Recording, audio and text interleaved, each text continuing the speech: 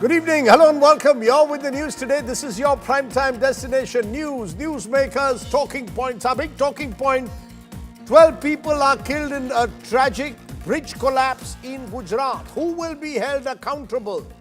Rahul Gandhi versus the Election Commission. Are his charges that the Election Commission is an agent of the Modi government justified or irresponsible?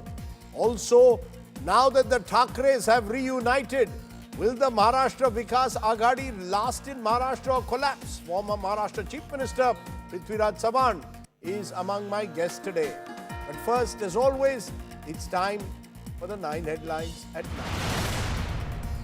12 people are killed in a bridge collapse in Vadodara. Vehicles plunge into the river after a 40-year-old bridge crumbles.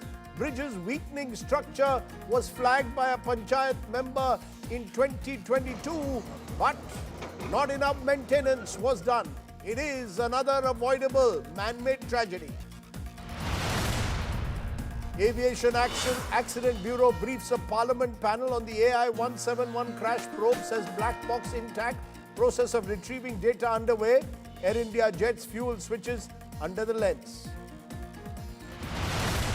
2 Air Force pilots killed after a Jaguar jet crashes in Rajasthan. This is the 3rd Jaguar crash in just the last 5 months. Rahul Gandhi and Tejasvi Yadav lead the Mahagathbandhan protests over the Election Commission's role revision move in Bihar.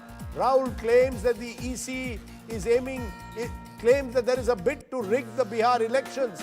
Says EC wants a Maharashtra repeat in the state. No end to Maharashtra's Gundaism in the Sena. Shiv Sena MLA Sanjay Gaikwad assaults a canteen staff for poor quality food.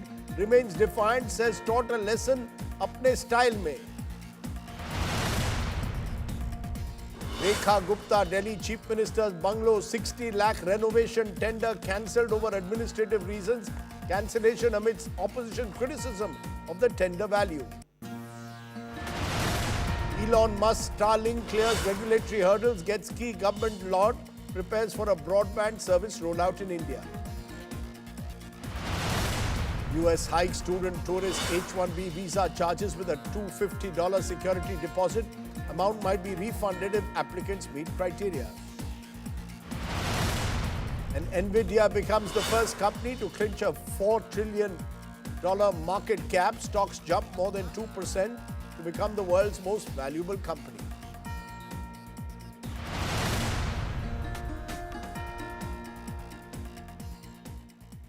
But our top story tonight, a major tragedy has struck Vadodara in Gujarat. A bridge collapsed near the city, sending vehicles including trucks, cars, plunging into the Mahisagar river. Multiple casualties have also been reported. At least 12 people have died. This bridge was several decades old, but according to the authorities, was also being regularly maintained. That's a claim which is disputed by many. Was this another man-made tragedy that could have been avoided? Bridge collapse after bridge collapse. Take a look at this report. A tanker dangled from the shattered edge. Frozen in that moment of collapse, a haunting image of the disaster that struck Gujarat. The Gambhira bridge, a lifeline between Vadodara and Anand, crumbled into the Mahisagar river in Padra, taking with it human lives and shattering the hearts of their loved ones.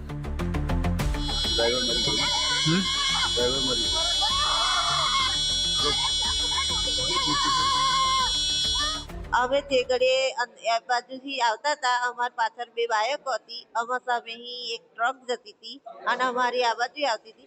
A truck બેઠી એવી અમારી ગાડી જોડે જોડે બેસતી જઈ અને પાણીમાં ડૂબી ગઈ. Rescue teams from Vadodara Fire Services and the NDRF pulled survivors from the wreckage, but multiple casualties have been reported. 10 से 15 मिनट का जो स्लैब है वो टूट के गिर गया था। ब्रिज पे उसमें 2 वाहन थे, वो भी वहाँ पे फंसे रहे और जो ब्रिज के ऊपर 2 ट्रक, 2 पिकअप और 1 रिक्शा वो नीचे गिर के नदी में आ गए थे।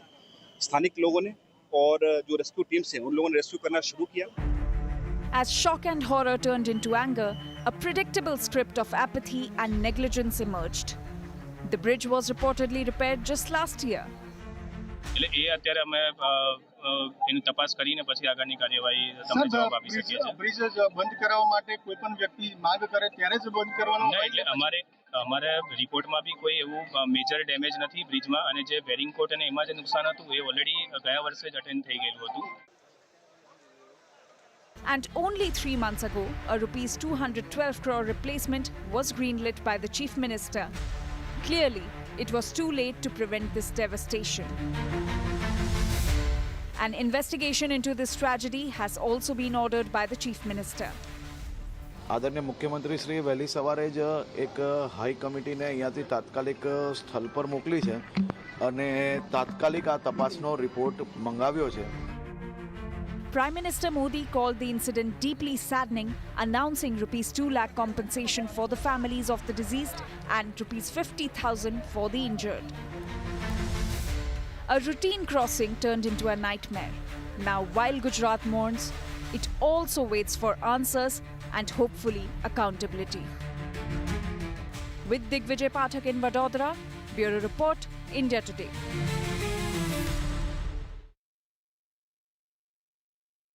What makes this bridge collapse particularly troubling is that this is not an isolated instance. Just in the last 12 months, in fact, in the last few months also, since the monsoons have begun, there have been several bridge collapses. Today it was the Gambhira bridge over the Mahisagar river connecting Vadodara and Anand districts that collapsed. Last month, you will recall a nearly 30-year-old narrow bridge near Talegaon in Maharashtra's Pune district that collapsed, killing 4 people and injuring 32. The 30-year-old pedestrian bridge was overloaded with tourists and vehicles and was in desperate need for renewal. In June 2024, a 182-meter bridge over the Bakra River in Bihar's Arardia district collapsed even before it was inaugurated. The bridge was built at a cost of 12 crore rupees. There were no casualties. There was another bridge collapse in Bihar in August 2024. A portion of an under-construction bridge over the river Ganga collapsed for the 3rd time since 2022. It had been constructed at a cost of rupees 1,710 crores. Why do bridges collapse, even bridges which the authorities claim are being maintained? Alok Bhaumik, President Indian Association, or former President Indian Association of Structural Engineers, joins me. Appreciate your joining us there, Mr. Bhaumik. When I look at what happened today in Gujarat, there were warning signs. In April this year, an Ahmedabad-based news journalist reported the dilapidated structure on camera. This bridge is a bridge which is more than 4 decades old. It was in desperate need for maintenance. Is the real problem maintenance or the structure itself? Thank you, Rajdeep, for inviting me. Before I start, I must express my deep condolences for to the family of the victims. It's really tragic. The answer is both. You know, in general, the asset management of infrastructure is very poor all over the country. Gujarat is no exception. And also, the state of infrastructure which is being built newly, there are a lot of problems. These issues are very complex and of very serious nature, and I'm sorry to say that it doesn't get the attention that is required. There is lack of intent, I would say, on the part of authorities. When you just said asset management, what is it? Is it the quality of material used, or just the fact that many of these are old bridges that constantly need some element of renewal? Is it the nature of maintenance? Where is the problem? The problem is that, you know, we have a huge number of assets in terms of infrastructure like bridges, highways. They require regular maintenance. Some of these bridges are as old as 100 years and more. But the infrastructure that we have in terms of human resources with the state PWDs, with the central government, they are far too inadequate to cater to the existing asset infrastructure. Leave aside that the priority for the existing bridge maintenance is given a low priority as compared to building new infrastructure. So the focus is also a little bit shifted to building new infrastructure because of the huge pace of development that is taking place around us. So what you're saying is that while you have your, the government claims that we are adding so many kilometers of roads every day, we are breaking record, you're saying that's all very well. What is equally critical is investing just as much of human resources also in particular in actually maintenance. Am I clear? Am I right? Absolutely, absolutely, absolutely. Is that the only reason, or is there, dare I say, corruption? We've seen it with No, roads, newly built roads, develop potholes. Is there a corruption problem when it comes to the quality of material that is being used in some of these bridge building? Rajdeep, there are number of issues. Corruption is one of them, a major one. But there are a number of other issues. Number one, I would say, is that our profession of civil and structural engineering is not a regulated profession. And that's a very serious concern, unlike the medical profession, unlike the lawyers, unlike the chartered accountants. We are, we are responsible for the built habitat. And therefore, the profession has to be regulated. When I say profession has to be regulated, what I mean is that, as we grow in the profession, we must renew our capability in terms of continuous professional development. Unless the profession is regulated, there is no check. So any incompetent engineer can be at site doing design or doing construction, endangering the safety of the public at large. So, number one, the profession has to be regulated. Number two, we are building, currently the pace of growth is much more than the capacity with which we can build. The competence level of our professionals, the need for capacity development on the whole, the skill development, that is not matching with the demand. So demand is far exceeding the capacity. So either we reduce the pace of growth or we compromise on the quality. And what is happening is the compromise on the quality. Alok Bhaumik, you're raising several issues. I hope there is someone out there listening to you, because in all the talk which is often put out of the number of bridges being built, what is critical is safety and quality. And as you said, proper regulation. For joining me and speaking so plainly right at the top of the show tonight, I appreciate you joining me. And as you also said, our thoughts and prayers are today with the families of the victims of this horrific disaster in Vadodara.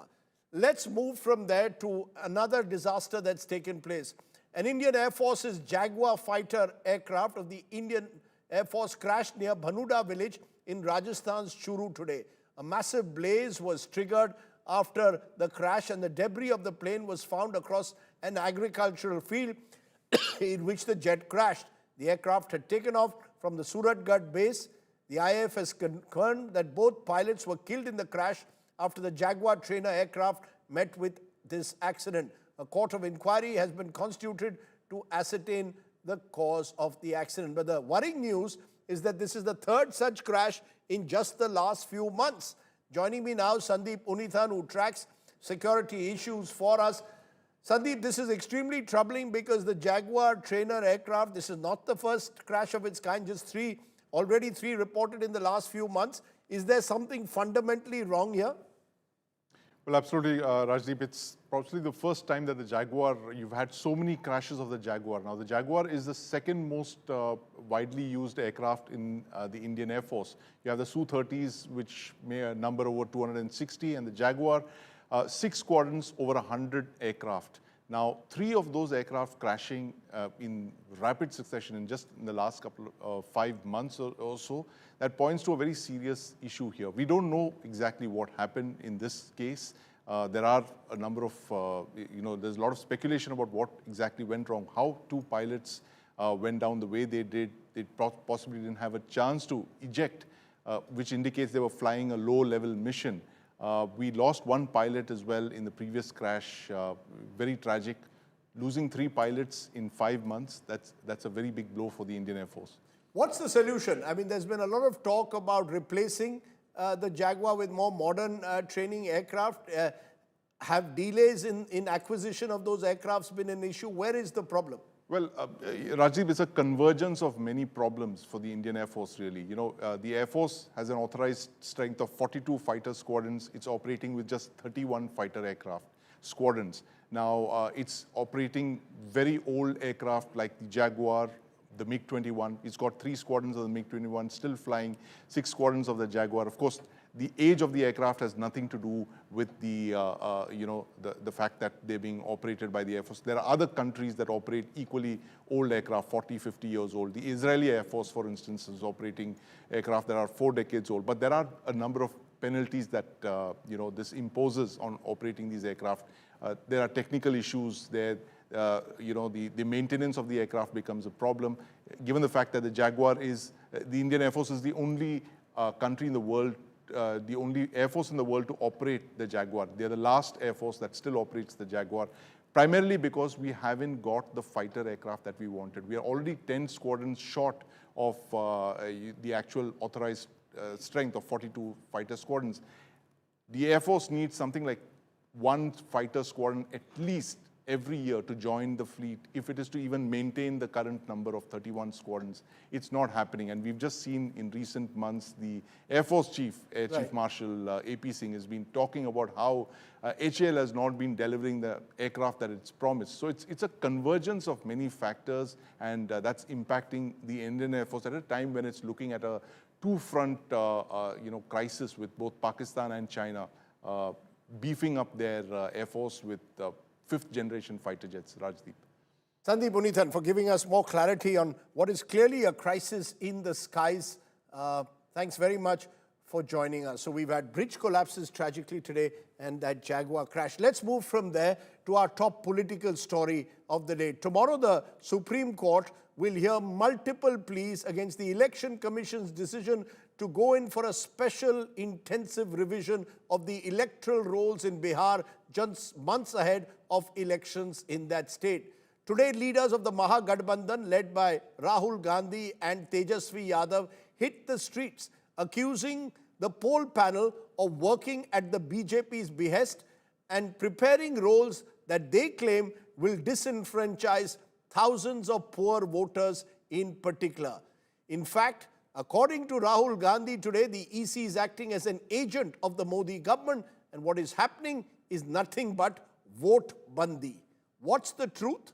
Take a look first at our report from the ground.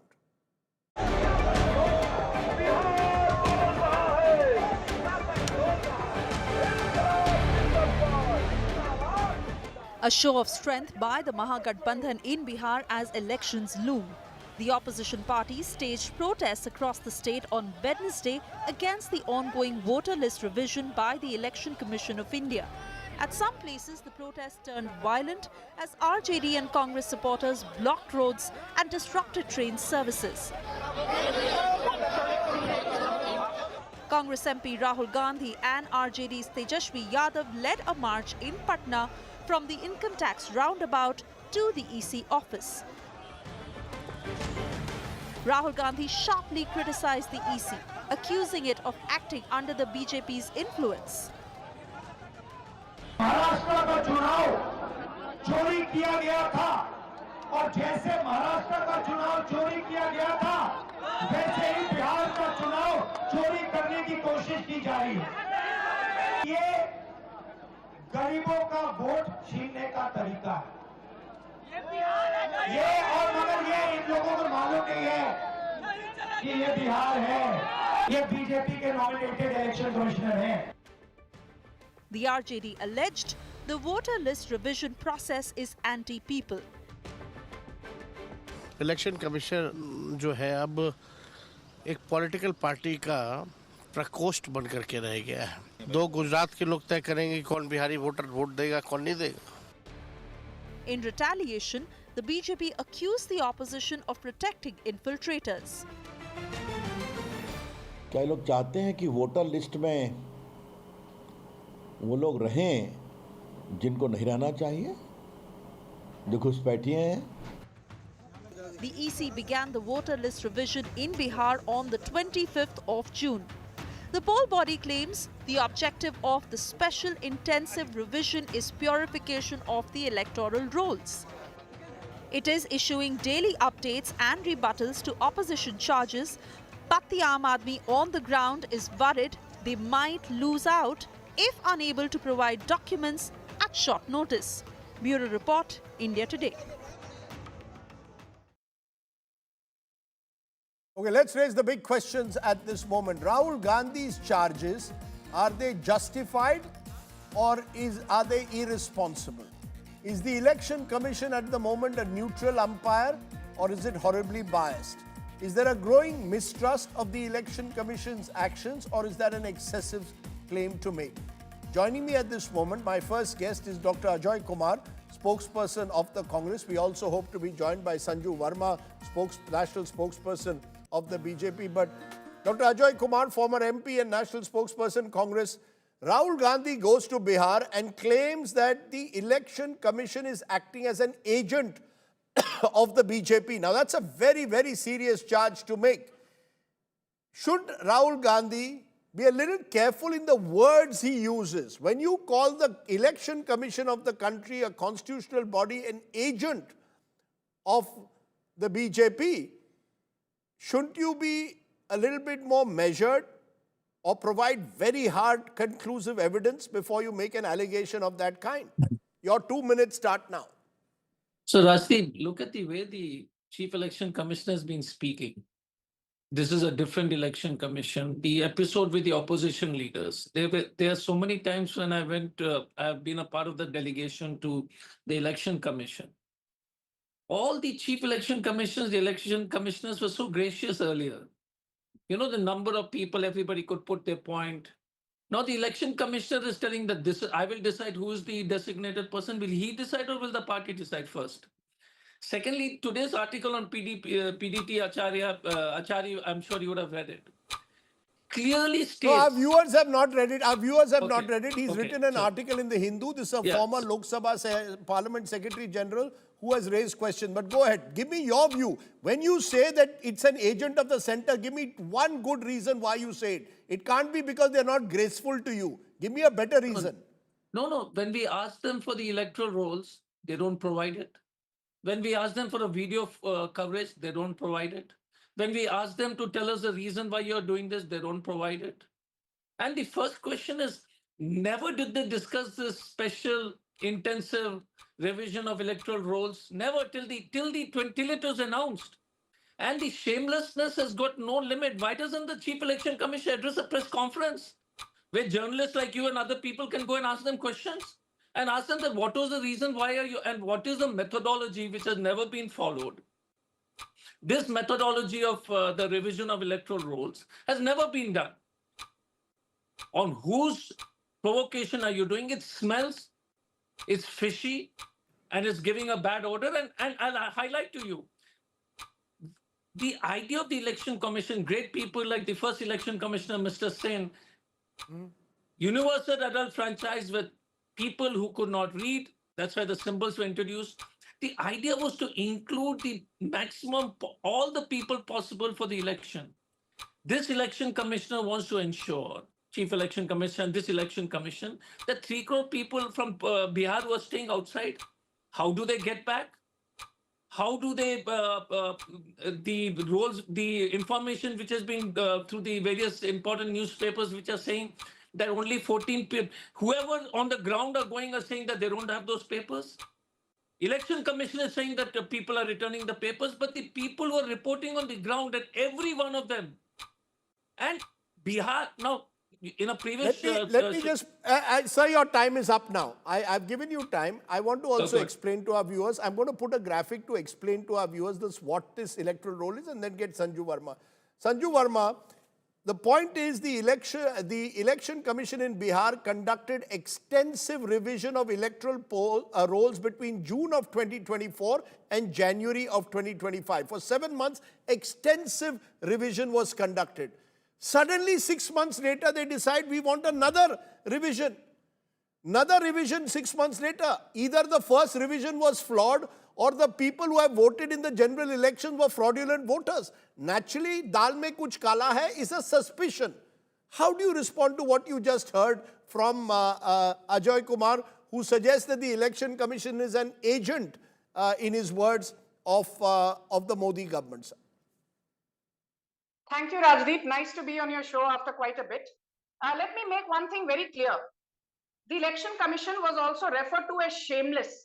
And I take strong objection to these kind of loose remarks against the Election Commission, which is a constitutional body, wide Article 324 of the Constitution.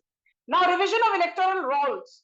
Is it in line with Representation of People's Act 1951? Yes. Revision of electoral rolls. Is it in line with Form 13, Section 19 of the Registration of Electoral Rules 1960? Yes.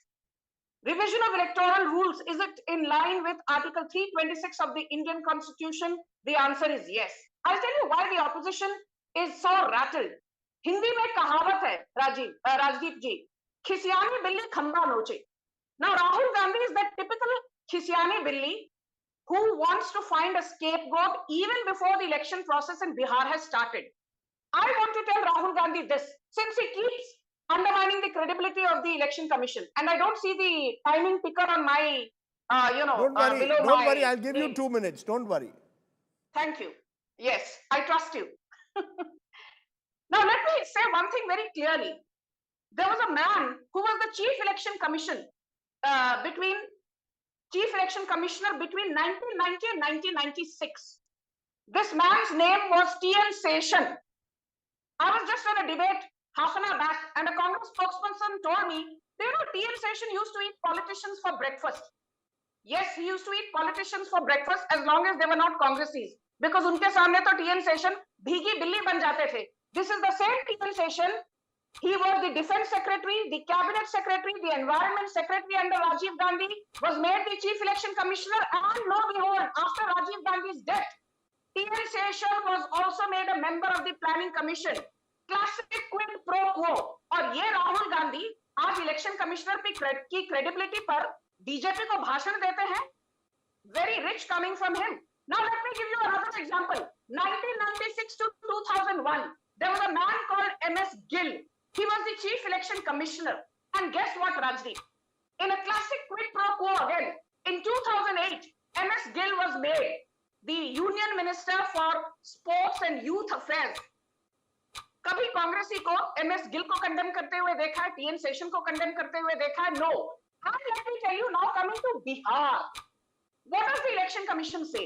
It says there are 7.89 crore electors or voters in Bihar, 4.96 crore voters. They were already a part of the last SIR done on January 1, 2023. They simply have to fill up the enumeration form anytime between June 25th and July 26th with a simple verification. They don't need to submit any proof. The Election Commission says that the draft electoral list will be published on August 1st. If you have any objections, you have time till September 1st to file your objections. And on the 30th of September, the final list will be out. Rahul Gandhi और तेजस्वी यादव के पेट में दर्द क्यों हो रहा है बताइए? Okay, your time is exactly up. Your time is exactly up. You say पेट में क्यों दर्द हो रहा है? This time I'll reverse it and give you one minute each, starting with Sanju Verma, because Sanju Verma, through this entire, you have every right to claim that who is the Congress to question how election commissioners were appointed in the past? कोई दूध से दुला हुआ नहीं है. But in this specific case, you did not answer my central question.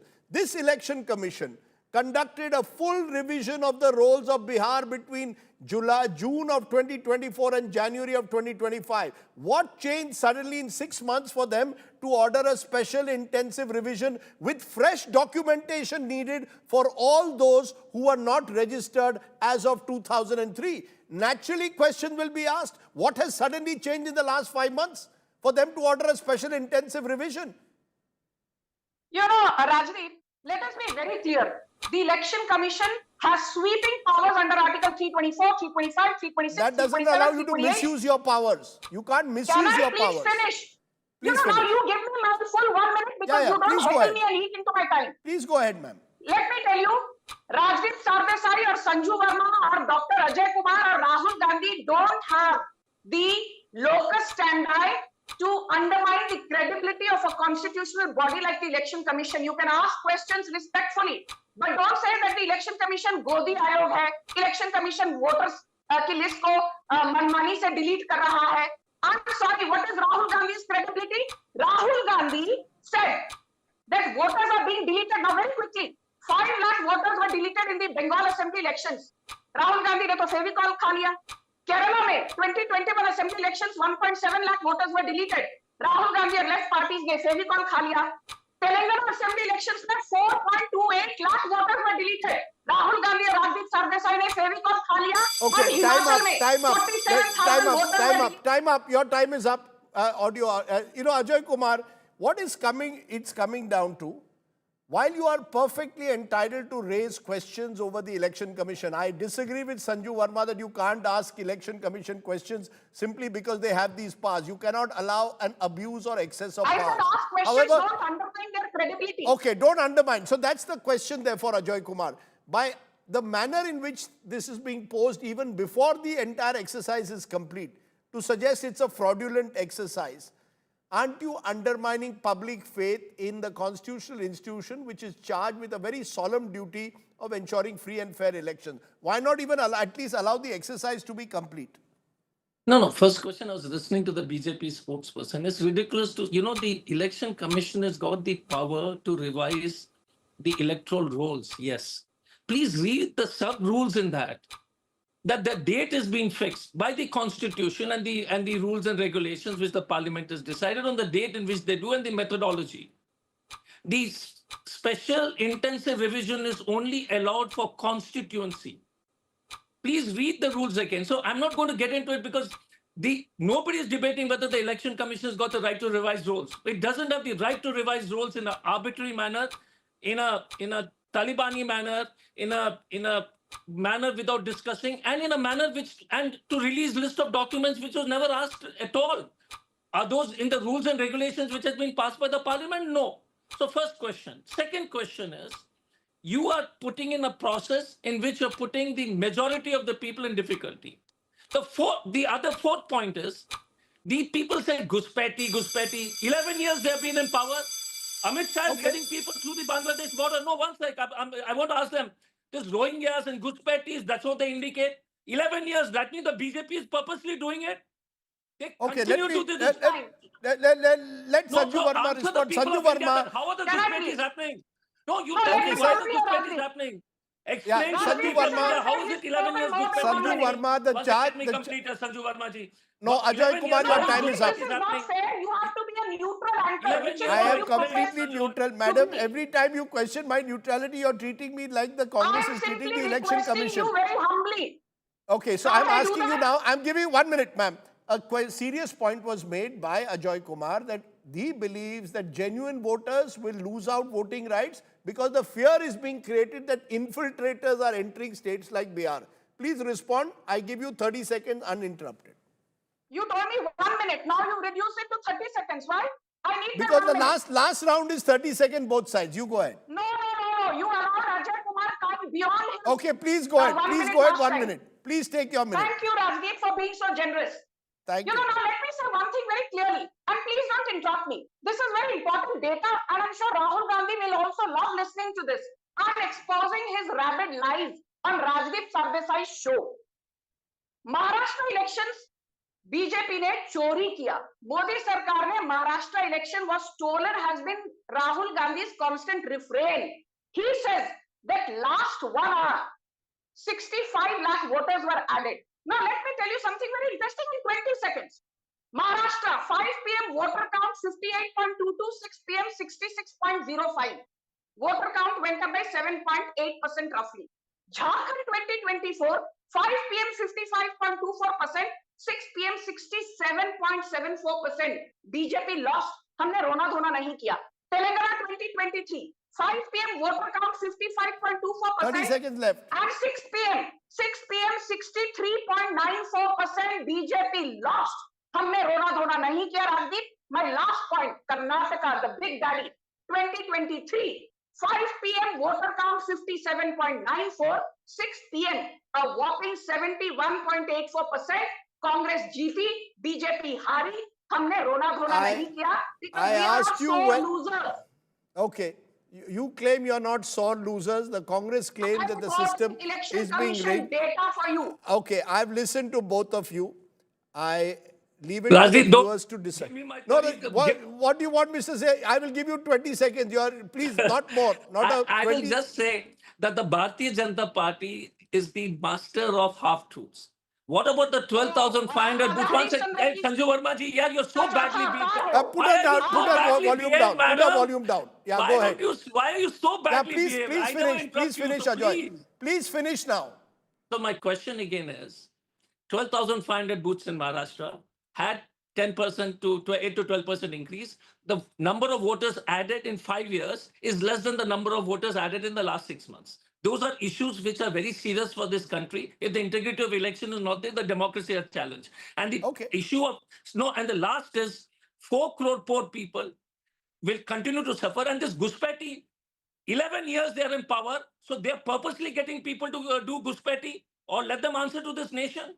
They're so Okay, shameless. you made that point earlier. Where are the Thank you. Guspetias that you claim that the BJP says have entered states like Bihar? Either way, we need a sanctity of the electoral process or democracy itself gets undermined.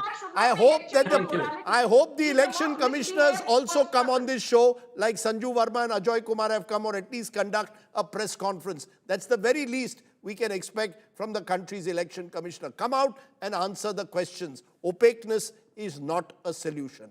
Let's turn from there to our story from my city of Mumbai, where things again don't look good. From slaps now to assaults, political hooliganism on the rise. Today, a Shiv Sena MLA, Sanjay Gaikwad, was caught on camera thrashing a government canteen staffer. He claimed that the food was not good enough. Instead of apologizing, he justified his action. The Chief Minister, Devendra Fadnavis, has directed officials to take strict action. But will any action really be taken against an alliance MP? Take a look.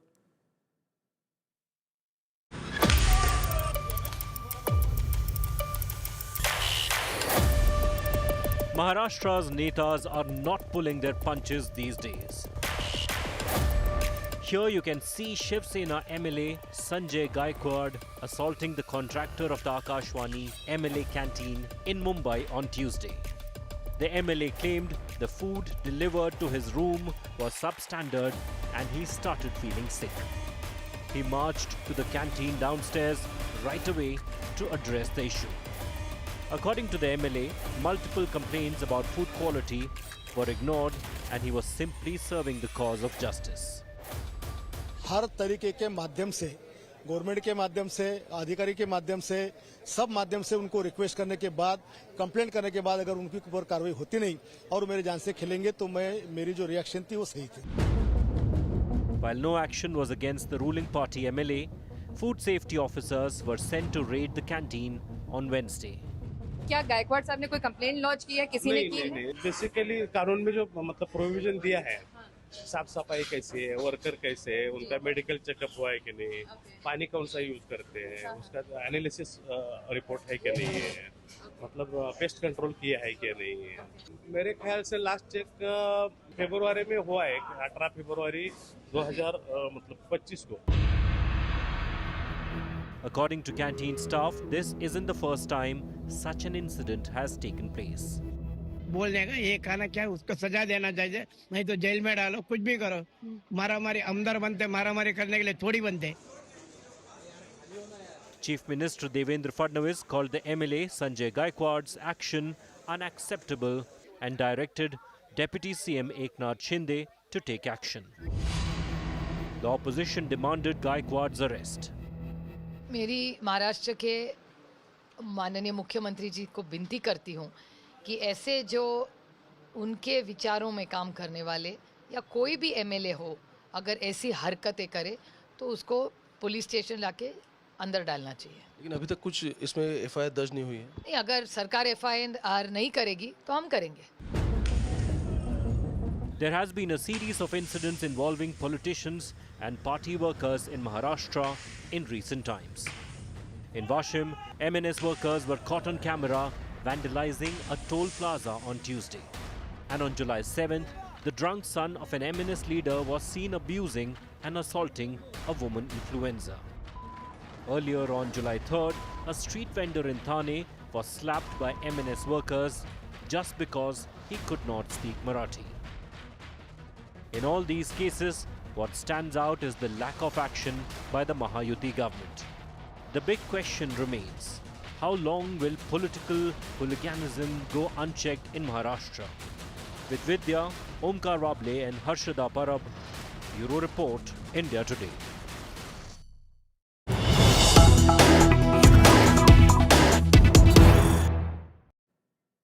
Meanwhile, in news just coming in, no action yet against the Shiv Sena MLA Sanjay Gaikwad. Instead, the canteen contractor's license has been suspended. The man assaulted by the Sena MLA has paid the price, even as the Sena MLA Gaikwad brazens it out. Is this Tokshahi? I ask all of you, is this what Maharashtra, Shahu, Phule, Ambedkar legacy that we speak about? And will any of these MLAs ever really take on the rich and powerful?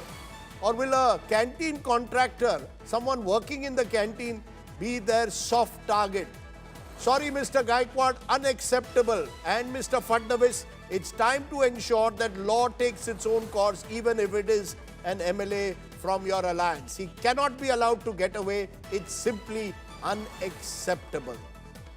In fact, over the last couple of weeks, Maharashtra is seeing this political violence, in some cases over Hindi imposition. Remember the Marathi Manus politics taking center stage over the weekend. The Thackeray cousins had shared a stage. And all of this is leading to a lot of flux in Maharashtra politics, a possible Thackeray reunion for the crucial Mumbai municipal election later this year, adding to a twist within the equation within the Maharashtra Vikas Aghadi. Will the Congress, for example, stay within this alliance, or will it contest alone? Will the Maharashtra Vikas Aghadi alliance last amidst this fluctuating climate in Maharashtra? Listen in to Prithviraj Sawan.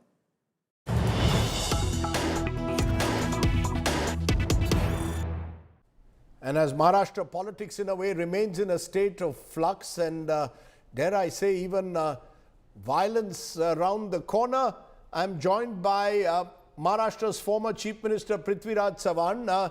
Mr. Sawan, we are seeing Maharashtra politics once again in a state of flux. The Thackeray's seemingly coming together, a renewal of the rather violent agitation for Marathi and against Hindi and North Indians. Where does the Congress stand? Is the Congress caught in between a rock and a hard place? An alliance with Uddhav Thackeray, but troubled in a way by the fact that he's joining hands with Raj Thackeray now. Well, I don't think there should be any problem.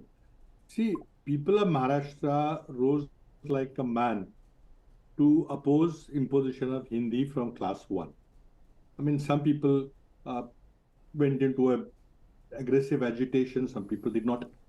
But it was a common theme across the state that don't burden young children from class 1 with 3 languages. I mean, you could have a different view about it. Nobody's against Hindi, but don't start it from class 1 and burden. We don't have enough teachers, enough teaching materials. But do you support the violence, sir? While you are opposed to the Hindi imposition across the board, do you support the violence that has followed? Absolutely not. You see, the point is, when there was a statewide view that you should not impose Hindi, the state government, the chief minister, accepted that demand and withdrew the government resolution. So it was, in a way, whatever we wanted was obtained. Now, if some people wanted to celebrate a victory or wanted to spread a message that is only because of their violent agitation this happened, I mean, so be it. Now, let us not forget that our Mahavikas Aghadi alliance is with Mr. Uddhav Thackeray of Shiv Sena and Mr. Sharad Pawar of NCP. Now, if they want to get into a sub-alliance, that's their issue. Except that you cannot have a partner in the sub-alliance which completely at cross purposes Congress party's ideology. No, let me get that clear. Are you clear that Raj Thackeray's politics is at cross purposes with what the Congress stands for? Well, we don't accept any violence, linguistic violence or religious violence or any violence of any kind. I think it is failure of the state government to control these people, and therefore there are doubts whether somebody has been propped up to create issues about just before the Bombay Municipal Corporation elections. I think let them make this view clear. We are absolutely against any violence based on linguistic or religious basis, whether it is Hindu-Muslim matter or is what you eat, what you wear, or what you speak. Of course, But we are hearing that the Congress will therefore probably go it alone in the civic polls. Is that more and more likely that you will not be part of any wider alliance? And is the Congress in a way getting isolated because of this kind of regional politics that has now returned and revived? What does the Congress stand for? Rajdeep, don't mix up issues. You see, we have had a state-level alliance with NCP from 1999. Now, the policy had been that for Lok Sabha and Vidhan Sabha election, we went into a pre-poll alliance. And then if required. But for local bodies, we normally left it to the local units, district units, the Mumbai unit or Pune unit and Nagpur unit. If they said that we want to go into an alliance with like-minded parties or components of the Mahavikas Aghadi or India Gathbandhan, so be it. But most of the people, we had a recent meeting in Mumbai on 30th of June. And Mumbai leaders expressed their views. I mean, it was generally saying that, look, we don't benefit from this alliance with Shiv Sena. And all that was a view expressed by some of them. That is not the party decision yet. Because ultimately, what is your view? What is your view? Should you go it alone and test your strength? Because there are many who believe that Congress without an alliance will struggle in Mumbai and several municipalities. You need all these other parties to come together. What is your view?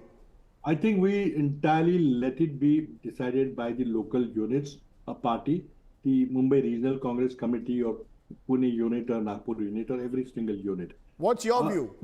Our last experience has been, although we had gone into a state-level alliance for Vidhan Sabha and Lok Sabha, we did not go for alliances with the local bodies. And that was left to the local units. And I think this time also, similar thing will happen because ultimately, if you want to retain your symbol, retain your flag, then you have to fight the entire district or entire state, your symbol. But there is a sense, Mr. Chauhan, that with the Thakres possibly coming together, with Sharad Pawar also possibly waiting and watching carefully, where does the Congress go? Does the Congress in a way now find itself, as I said earlier, a little bit isolated in this fluctuating politics of Maharashtra, a state that you once dominated? You're not able to really handle what's going on around you all. Rajdeep, let us not forget the Lok Sabha election result, 2024 Lok Sabha election result. Congress Party, the same Congress Party which you're talking to people today, had decisively won the Lok Sabha election, getting highest number of seats for our party, best strike rate. Now, that could not be repeated in Vidhan Sabha because there are many factors. Rahul Gandhi had raised some issues about election issues, uncomfortable feeling about what happened within 5 months. But that's a separate issue altogether. So let's not forget that just in Lok Sabha election 2024, Congress Party bested everybody else. We had the highest number of MPs being... Sir, I take that, but between Marathi chauvinism on one side and Hindutva on the other, where is the Congress? No, I think we are against any kind of chauvinism or any kind of violence to prove your point. I mean, we don't accept beating up people who do not speak Marathi. Of course, we'll request them with folded hands that if you made Maharashtra your home, then you should learn Marathi. You should communicate in Marathi, but not, we cannot force anybody or cannot beat people up. Because, there's the other side to it. There are a lot of Marathi people in other states also. And as one of the BJP MPs are threatened that we'll do a tit for tat for Marathi people who are working in other states. So this is ridiculous. This is not. But ultimately, you see, this is what BJP has sown. The religious violence is happening in UP, the bulldozer justice, the lynching, mob lynching about who's eating what and all that thing. So this is the culture. BJP has got this culture. And I think we don't support that at all. Yes. Prithviraj Chauhan coming out against the politics of violence. Let's hope more Maharashtra politicians also accept that there must be a red line drawn. Let's turn to another state. This time BJP ruled Goa, where the fight against corruption is now reaching a dead end. For 6 months there, the Lok Ayukt post lies vacant, complaints gather dust, and the government remains silent. With weakened laws and zero appointments, Critics are now saying that the Lok Ayukt is being hollowed out systematically in a state like Goa, where serious corruption charges have been made against the government. Here is more in our next report. 6 months. That's how long Goa's anti-corruption ombudsman, the Lokayukta, has remained headless. Since December 2024, when Justice Ambadas Joshi's term ended, the state has failed to appoint a successor. The result? 20 pending complaints, 0 progress. The process to appoint a new Lokayukta was set in motion in February this year, when the Directorate of Vigilance asked the Chief Secretary to begin shortlisting names. But 5 months on, there's been no forward movement, no shortlist, no consultations, no appointment. This inaction basically proves that the BJP is scared of the exposure of corruption. Purposely, the BJP is trying to hide their corrupt sins, the way they are looting Goa, nothing but corruption, and this is why the simple reason they are not appointing the Goa. The government on its part has offered no explanation. Chief Minister Pramod Sawant was directly asked about the delay but refused to respond. Lokayukta 6 महिने झाले बंद आहे.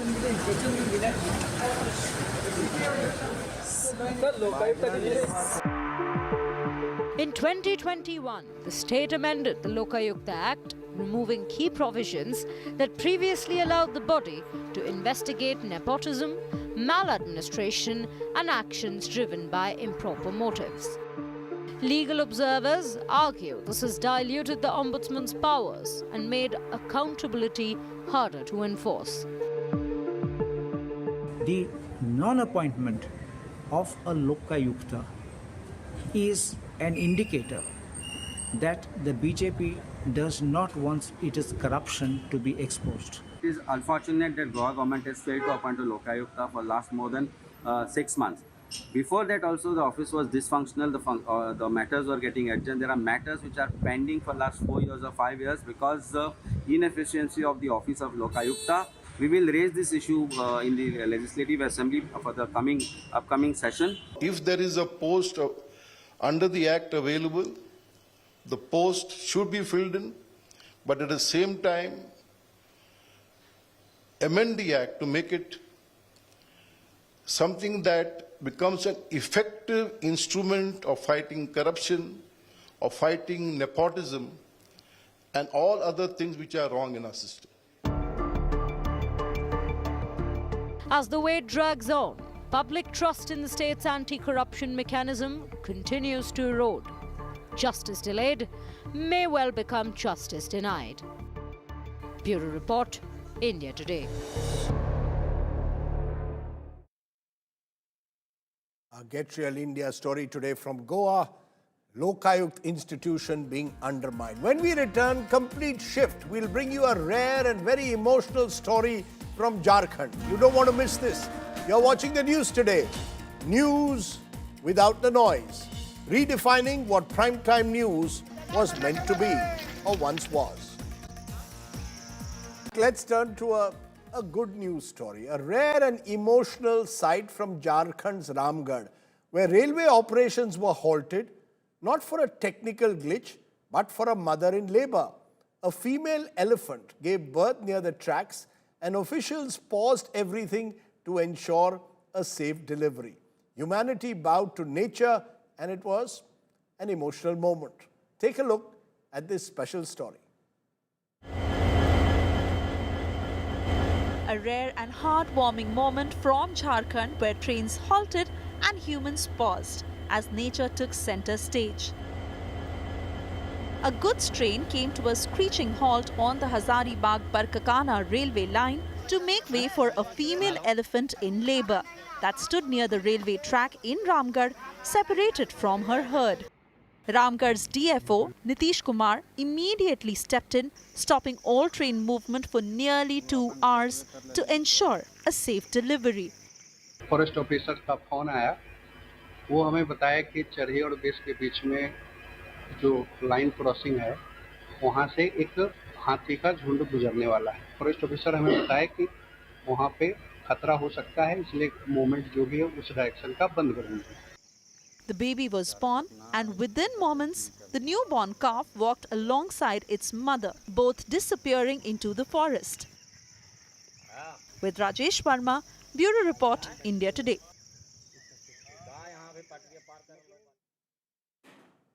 Okay, let's then from there turn to another good news story.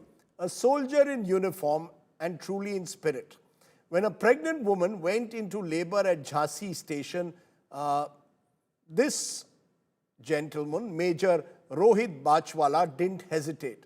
With no hospital in sight, he turned a railway overbridge into a delivery room and ensured both mother and baby were safe. Let's take a look at our Good News Today story. A pregnant woman who disembarked at the Jhansi railway station on June 5th after she went into labor found a savior in Major Bachwala Rohit. मैंने पहले उसके पास गया और ये देखने की कोशिश की कि उसका दर्द क्यों हो रहा है। फिर मुझे पता चला कि वो एक्टिव लेबर में थी। With no time to shift her, the army doctor gave medical assistance on the station overbridge itself. Cord को क्लैम्प करने के लिए हेयर पिन्स यूज़ किए। ये सर्जिकल नाइफ तो था नहीं, तो जो पॉकेट नाइफ था उससे कॉर्ड को सेपरेट किया था। उसके बाद बेबी रेस्पॉन्स नहीं दे रही थी, तो जितना भी मेरे क्लिनिकल स्किल्स थे रिससिटेट करने के लिए, उससे फिर बेबी एक्टिव हुआ, बेबी ने क्राई किया, तो I was very happy. After the delivery, the mother and child were shifted to the hospital. Army Chief General Upendra Dwivedi on Monday commended Major Rohit for demonstrating exceptional professional acumen and selfless commitment beyond the call of duty. Bureau Report, India Today.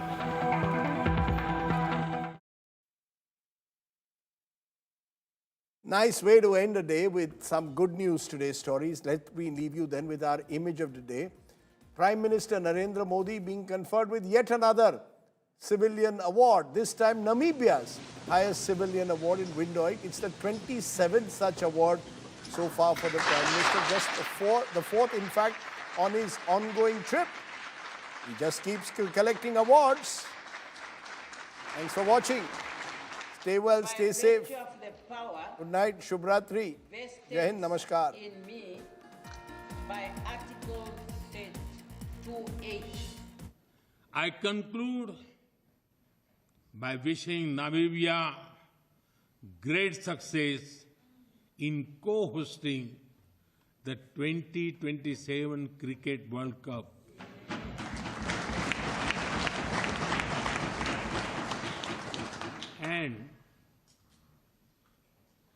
And